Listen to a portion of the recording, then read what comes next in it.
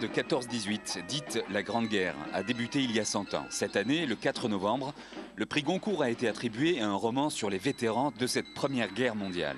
Surtout un historien de notre région, Rémi Casals, qui a commencé sa carrière en étudiant les faits, gestes et pensées des ouvriers de Mazamet, puis Jaurès, a fait connaître dans le monde entier les carnets du tonnelier Bartas.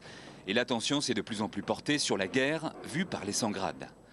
Pourtant, après tant de chefs-d'œuvre de la littérature qu'on étudie encore à l'école, et après le travail fondateur de Norton Crue, que dire de plus?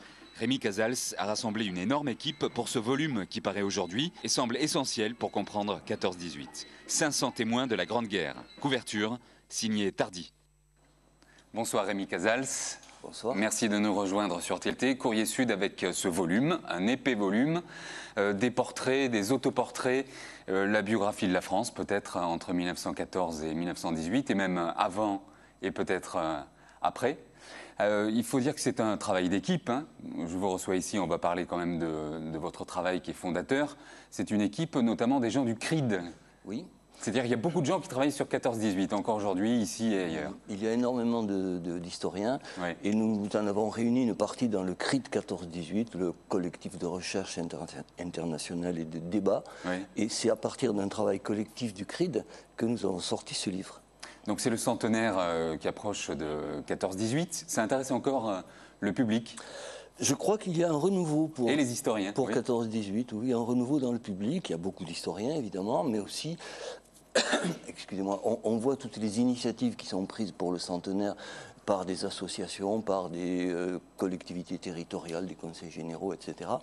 Et on a l'impression que c'est un sujet qui était attendu. Enfin, le centenaire met en avant des choses qui se faisaient déjà depuis longtemps. Alors curieusement, ici à TLT, ce n'est pas ma première émission sur 14-18, il y a déjà eu des commémorations, mais on s'éloigne de plus en plus.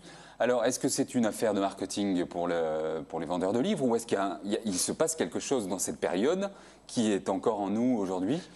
Des affaires familiales, éventuellement? Il est certain que toutes les familles françaises, et même éventuellement une partie des immigrés aussi, ont été touchées par la guerre de 14. Il y a toujours un grand-père, un arrière-grand-père qui était là, pas obligatoirement dans les 500 témoins, parce que bon, là, il n'y en a que 500 sur des millions, mais on peut, grâce à l'index du bouquin, l'index des unités en particulier, retrouver le régiment de l'arrière-grand-père. Oui. Voilà. Et puis donc c'est le phénomène de la guerre totale et du massacre, la grande boucherie. Oui, le massacre, la grande boucherie, l'expression guerre totale, une guerre n'est jamais absolument totale, hein, mais enfin bon, c'est une expression qui est employée puisque c'est une guerre politique, économique, militaire évidemment, et aussi sur les esprits, mais enfin ce n'est jamais absolument total, si on peut dire.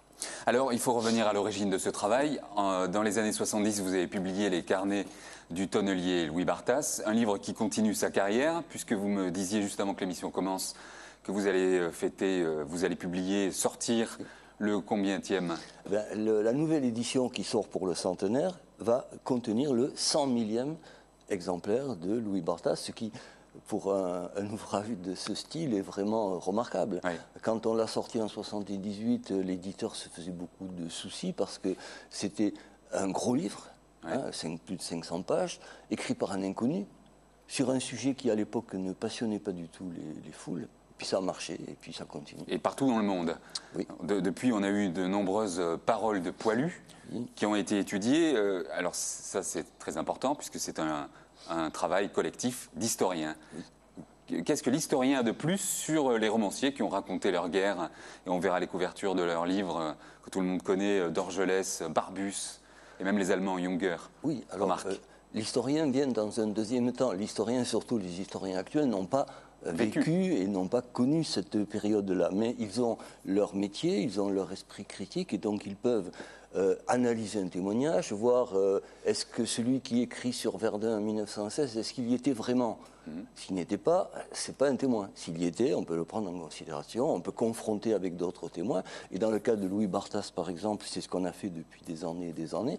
On s'aperçoit que si on confronte son témoignage avec ceux d'autres soldats d'une même catégorie, on a des convergences absolument évidentes. Il y a des différences aussi, puisque chacun a sa propre vision des choses, même au moment où il le vit, sans parler du souvenir. Il y a des différences, et nous avons voulu, dans toutes ces notices, chaque fois établir ce qu'on appelle le contexte. Oui. C'est-à-dire que si c'est un capitaine d'artillerie, il faut qu'il nous parle d'un officier d'artillerie. Il ne faut pas qu'il nous parle des fantassins de première ligne. Si c'est un fantassin de première ligne, il ne faut pas qu'il nous parle du quartier général ou autre. Il faut que chacun nous donne le témoignage sur ce qu'il a vraiment vécu. Il n'y a pas que des sans-grades dans ces 500 témoins. Non, il n'y a pas que des sans-grades, il y a même des généraux, hein, on monte jusqu'à ce niveau-là, il y a aussi des civils, Oui. mais il y a quand même, par rapport à l'époque de Jean Norton-Cru 1930, il y a davantage de sans-grades. À l'époque de Jean Norton-Cru, surtout qu'il n'étudiait que les témoignages publiés, et donc les seuls publiés, c'était des intellectuels, c'était des gens plutôt assez haut placés. Puis longtemps, le métier de l'historien s'est cantonné aux rapports officiels, enfin aux témoignages officiels en tout cas, ou des... Non, les historiens se sont quand même intéressés largement aux témoignages. Simplement, ils n'avaient pas sous la main la matière. Les témoignages de la base. Où était-il? Louis Barthas, c'était dans un placard, au fond d'un placard, dans une boîte en carton. Donc il a fallu que ça sorte de là. Du coup, d'autres paroles de Poilu sont sorties de la même façon. Je pense que Louis Barthas a été un déclic. Oui.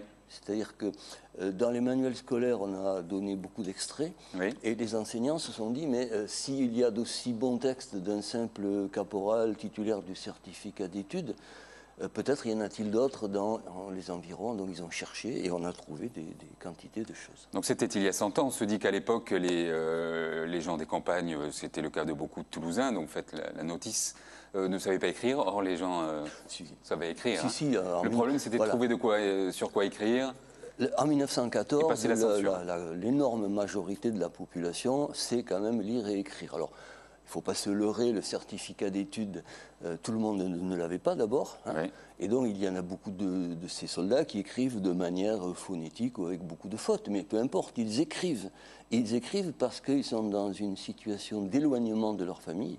Et donc, il y a toute une correspondance, ou alors ils écrivent sur leur carnet personnel. Ouais. Et ce qui est intéressant, on le fait dans le bouquin, c'est quelquefois de comparer ce qu'ils écrivent à leur famille, donc tout est calme, tout va très, très bien, et puis ce qu'ils écrivent dans leur carnet, où ils décrivent la vérité. La vérité, la Parfois, réalité. ils envoient même par la poste normale ce qu'ils veulent voir lu, non taillé par la censure. Exactement. Parce que la censure, à l'époque, comme la propagande, c'était un boulot.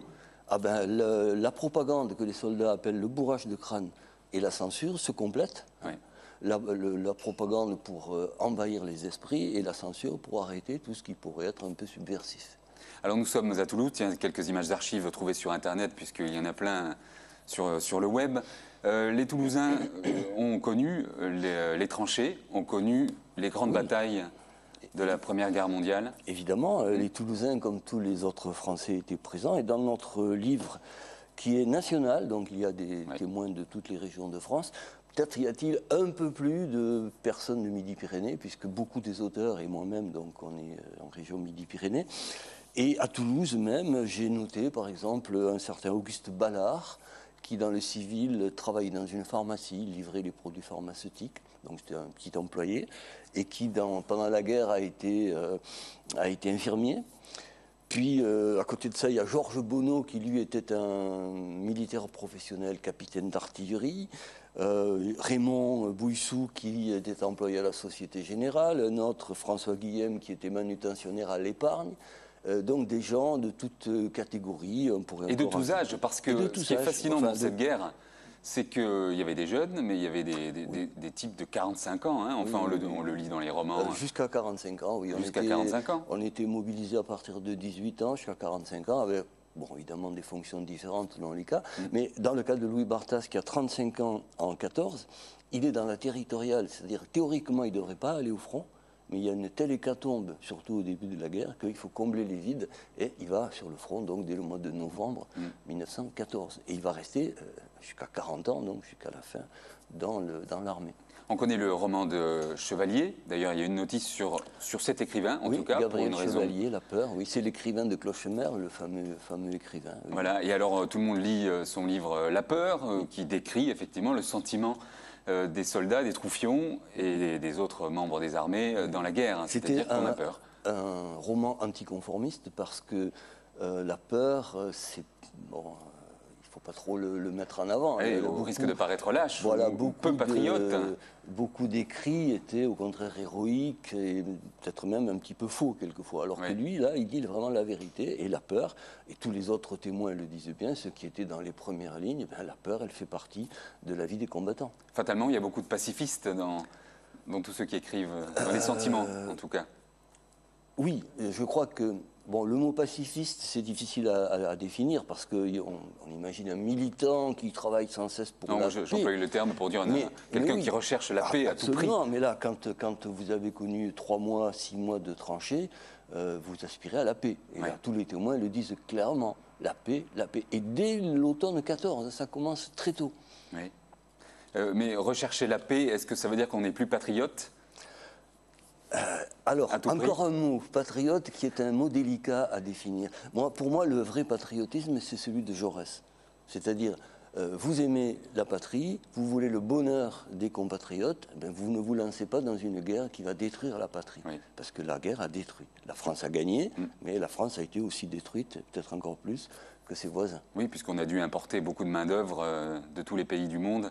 Et vous imaginez aussi le nombre de morts, le nombre de mutilés, les régions détruites. Même encore aujourd'hui, donc 100 ans après, dans certaines régions, du côté de Crâne, dans l'Aisne, on trouve encore des obus qui explosent et qui peuvent faire des victimes. Il y a beaucoup de choses enterrées encore, beaucoup de tabous, notamment sur les amitiés franco-allemandes. Il y a eu des études. Il y a eu des fraternisations dans les tranchées. La fraternisation, ça fait partie, c'est partie intégrante de la guerre des tranchées. Quand vous avez une tranchée à quelques mètres de l'ennemi, si vous tirez, l'ennemi tire, donc on se massacre réciproquement, eh bien non, on ne tire pas. Et donc on finit par se lancer un paquet de cigarettes, du tabac, du pain, des trucs comme ça. C'est une histoire d'hommes ? C'est une histoire, tout à fait. D'hommes. Où sont les femmes ? Alors, les femmes. Il est clair que dans notre bouquin, sur les 500 témoins, il y a une minorité de femmes. Il y a une minorité parce que les femmes ne sont pas des combattants. Oui. Donc il y a beaucoup de combattants qui sont obligatoirement des hommes. Et dans les correspondances, il était plus facile pour la femme à la maison de garder le tas de lettres du mari ou du fils, etc., qu'au fils ou au mari, avec son sac de 30 kilos, de transporter du courrier. Donc le courrier des femmes, c'est souvent perdu, pas toujours, mais il y a moins de femmes. Alors ceci dit, elles sont omniprésentes. Bien sûr, puisqu'on écrit à sa femme. Voilà, elles sont omniprésentes. Et je crois qu'avec ces 500 témoins, on a quand même fait une découverte intéressante. C'est que ces soldats éloignés redécouvrent l'amour, l'affection, et ne sont pas transformés en brutes, comme certaines théories l'ont dit, on a transformé les soldats en brutes, pas du tout. Donc on peut croire en l'homme encore. Je pense que ça peut être une bonne conclusion sur le bouquin. Alors des gens qui écrivent, qui photographient aussi, et qui dessinent, puisque le témoignage est de diverses natures. Les éditions Midi-Pyrénéennes et Disto, on le trouve partout, et c'est un livre vraiment pour ce centenaire. C'est un livre de base pour le centenaire. Merci Rémi Casals. Merci à vous. Et à bientôt sur TLT. À bientôt.